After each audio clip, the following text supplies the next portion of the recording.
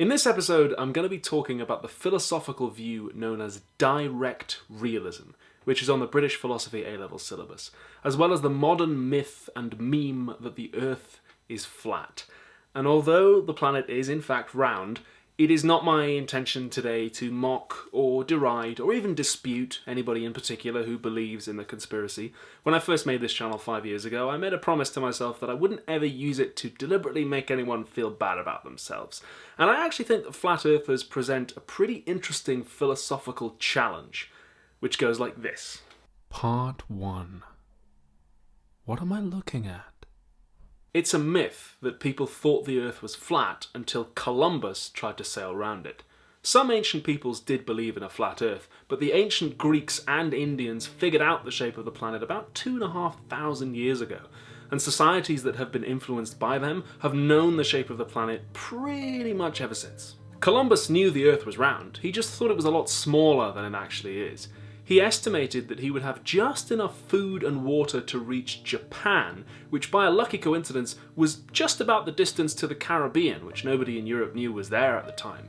I say lucky coincidence, it was lucky for him, it was obviously unlucky for the millions of people who ended up dead or enslaved as a result. Despite the fact that the shape of the planet has been known for a long time, some people today, however tiny a minority, do in fact believe that the Earth is flat, if we can take them at their word. The modern flat Earth conspiracy actually started in the 1800s with the work of people like Samuel Rowbotham and William Carpenter, the latter being the author of 100 Proofs the Earth is Not a Globe. Carpenter's proofs are varied. One or two of them are theological, quite a few of them are just him not knowing how things like gravity works, which is fine, not everyone does understand that, and that's okay, but one or two of them are very interesting philosophically, because they claim that things appear a certain way, and therefore they are that way. For instance, number 18 says, "The best possessions of man are his senses, and when he uses them all, he will not be deceived in his survey of nature. It is only when some one faculty or other is neglected or abused that he is deluded. Every man in full command of his senses knows that a level surface is a flat or horizontal one, but astronomers tell us that the true level is the curved surface of a globe. They know that man requires a level surface on which to live, so they give him one in name, which is not one in fact. Since this is the best that astronomers with their theoretical science can do for their fellow creatures, deceive them, it is clear that things are not as they say they are, and in short, it is a proof that the Earth is not a globe." In other words, the horizon appears to be flat, and therefore it is flat. This is an appeal to something like the philosophical position known as direct realism, or sometimes naive realism, which says simply that we perceive the world. This, of course, entails the position that there is in fact a world out there outside of our minds that can be perceived and talked about. Contrast direct realism with indirect realism, which is the idea that yes, there is a world out there, but we don't perceive it. What actually happens is that objects in that world out there cause representations to appear in our brains, and that's what we perceive. These representations are sometimes called sense data. For bonus points, contrast direct realism and indirect realism with Berkeley's idealism, which is the position that there is in fact no world out there independent of our minds that can be talked about anyway, and that to be is to be perceived. I've talked more about Berkeley's idealism elsewhere. You can click that card that's just appeared in the top right if you want to hear more about it. Part 2. Optical illusions. Nobody's going to get that reference. Direct realism isn't wildly popular, although it does have its defenders, mainly because it's pretty easy to mount at least a decent stab at critiquing it. One such critique is the argument from illusion. I'm going to be using the philosopher Ayer as my source here, not because he was the first person to come up with these ideas by any means, but because he writes very clearly, and for that reason is beloved of British philosophy A-level teachers. The argument from illusion goes like this. Sometimes we perceive things that aren't really there, or so we think, and therefore we can't be perceiving the world directly. The classic example is a stick. If you put it in water, it appears to bend because of refraction, and we know it isn't really bent, it just appears that way in here. But in fact, flat Earth would do just as nicely as an example. We look at the horizon, it appears to be flat because it's so big, but actually it isn't. Ergo, we are not perceiving the world directly. We have a mental representation of a flat horizon, but in fact, there is no such thing. It's just curved and really big. An even stronger version of the argument from illusion might cite the fact that we can perceive contradictory things. If I stand 3 feet in front of a mirror, it will appear that I'm standing inside it, 3 feet behind the surface. I can't be in 2 places at once, ergo one of those things must be false. There must be sense data in my brain that don't correspond to anything real out there in the world. I said Ayer wasn't the first person to talk about ideas like these. And the philosopher John Locke, when he managed to spare time out of his busy schedule of being an enormous racist, whose various moral and philosophical shortcomings I've discussed before, came up with the distinction between primary and secondary qualities. Primary qualities are things that objects have in themselves, like mass, shape, number. Secondary qualities arise from primary qualities, but aren't really in the objects, they're just in here. Like taste or colour, for instance. We could say that these 2 apples appear to be red, but aren't really red. And we know it's just an appearance because if we were to look at them under different lights or show them to people who are colourblind, then they wouldn't appear that way. They just look that way to us because of the way their skin reflects light. Colour is in here in a way that things like number and mass presumably aren't, unless you agree with Berkeley. Arguably then, if flat earthers are trying to appeal to direct realism, then maybe they're not being strict enough, since they presumably don't also believe that sticks placed in water really do bend, or that objects far away are just small. Carpenter did believe that the sun orbits the Earth and that the Earth doesn't rotate, but he at least acknowledged that things that are far away aren't just tiny. Part 3. Science! But all that's pretty standard stuff. I know you don't come to Philosophy Tube just to watch me read out Wikipedia articles on philosophy in a sexy accent. You come here to get mind f***ed. So what's the really juicy stuff? Well, it's tempting to say that when people deny scientific evidence about the shape of the planet or about climate change or vaccinations or whatever, that there's a problem with them. Or at least that in investigating why they deny it, our investigation should begin with the person. On YouTube, you can find all kinds of channels that spend time debunking or sometimes outright mocking conspiracy theorists or 9/11 truthers or climate change deniers or creationists or what have you. But what if we're looking in the wrong place? What if people denying scientific evidence has less to do with them and more to do with the nature of scientific claims themselves? In her book, The Rhetoric of Economics, economist Deirdre McCluskey writes that whilst the scientific methodology proceeds according to experimentation and evidence, any particular instance of someone making a scientific claim, either out loud or in writing, is an attempt to persuade their audience, and those two are not the same thing. Consider the fact that scientific papers will cite other papers and reference the results of those experiments, just as I cite authors in the bottom left of the screen there.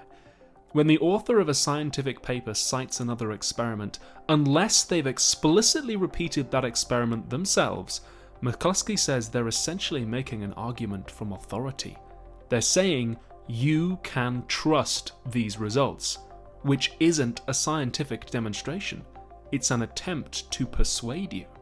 McCluskey goes through some of the most famous papers in economics and explains how they attempt to persuade, not to demonstrate, using certain metaphors here, a particular authorial voice there, an appeal to authority or two. What often goes unstated, she says, is the implicit assumption that the book or the academic paper or the scientific experiment is worth writing up. And if it's worth writing, it must be worth it relative to some goal or set of values. So you can understand now why a sociologist might tell us that science with a capital S is a social construct. Scientific methodology is not to be confused with any particular conversation about science, or who decides how those conversations happen, where and when they happen, or with what allocation of topics and funding. McCluskey says there's two parts to any scientific claim. There's the evidence, yes, but there's also the rhetoric, how it's said, how it attempts to persuade. Is it simple? We like things to be simple and elegant. Is there a nice diagram? We like there to be nice diagrams. What kind of metaphors does it use? Ooh, that's a good one. Here's a famous example. Galileo Galilei is credited with demonstrating that the Earth orbits the Sun. People used to think that the Sun went round us and that we were the centre of the universe. The fact that Galileo persisted in his experiments despite persecution from the Catholic Church is held up in programs like Neil deGrasse Tyson's Cosmos as a vindication of science and the scientific method, and by proxy of scientists themselves. What Galileo observed through his telescope, though, was the changing phases of the planet Venus, which would have been impossible to see if Venus orbited the Earth.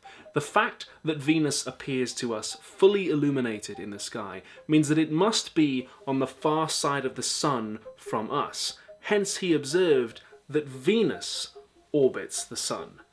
And this was the clincher in demonstrating to many people that the Earth does too.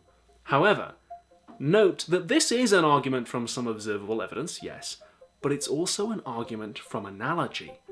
Venus orbits the Sun.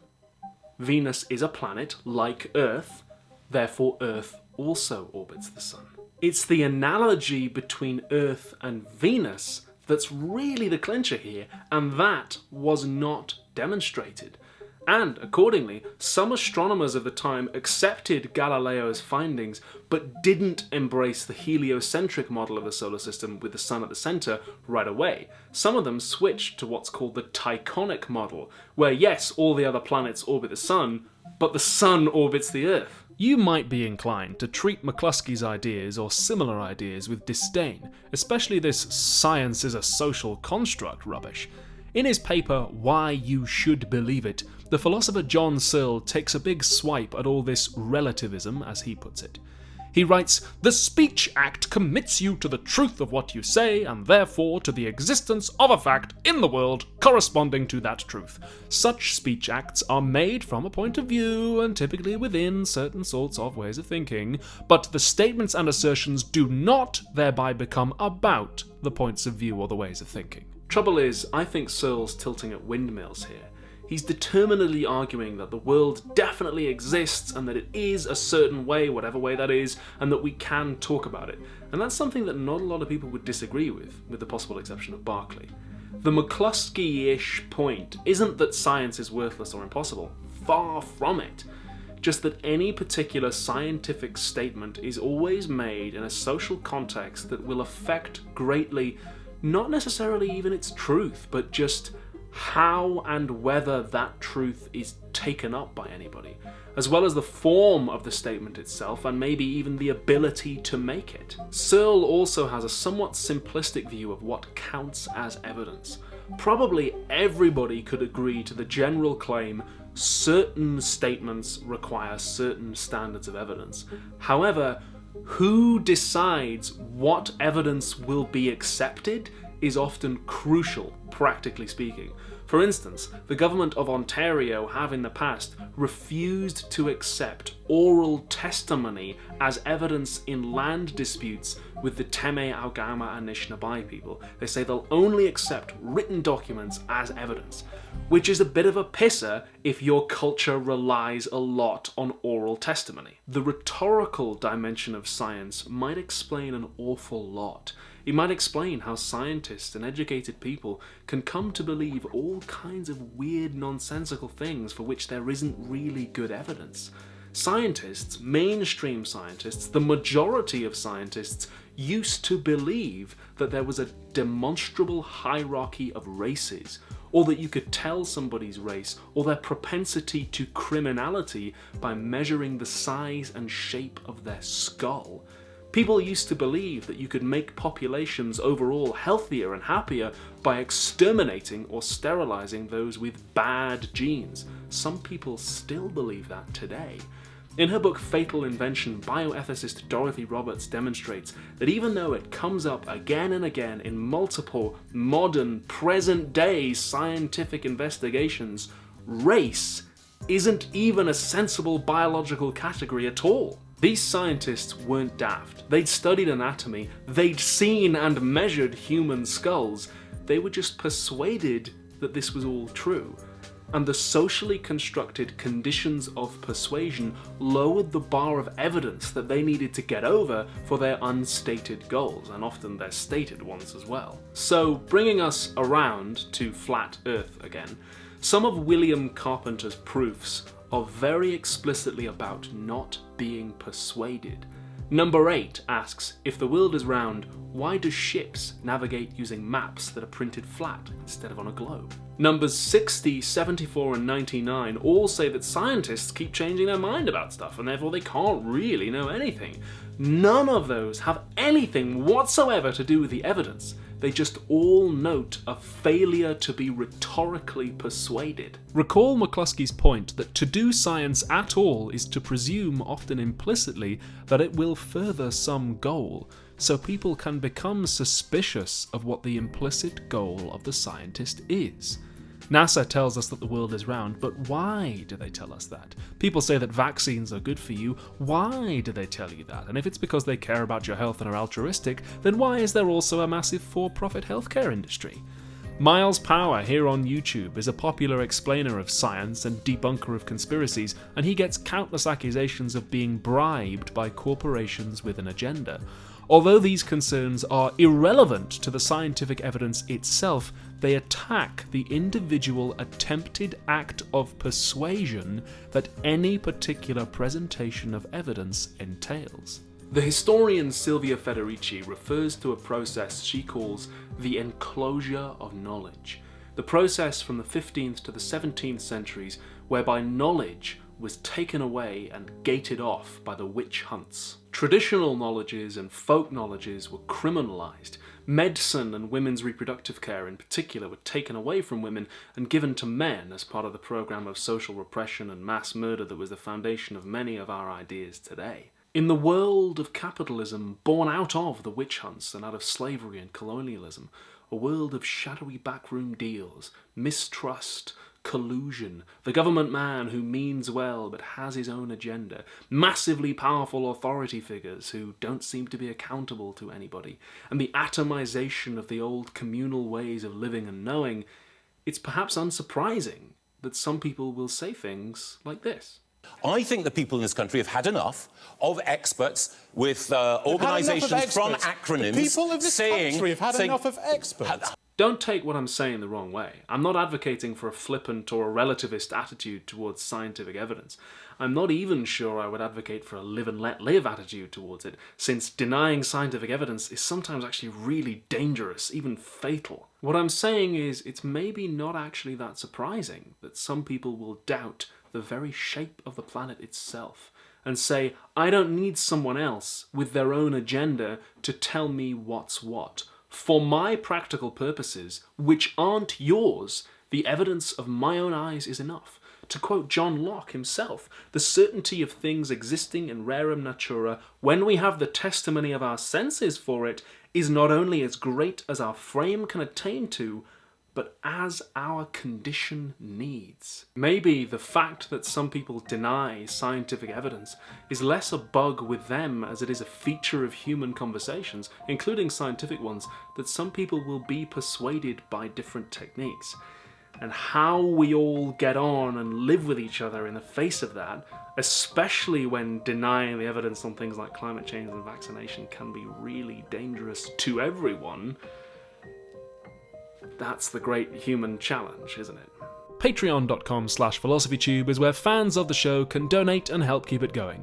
Alternatively, paypal.me/philosophytube is where you could make a one-time donation.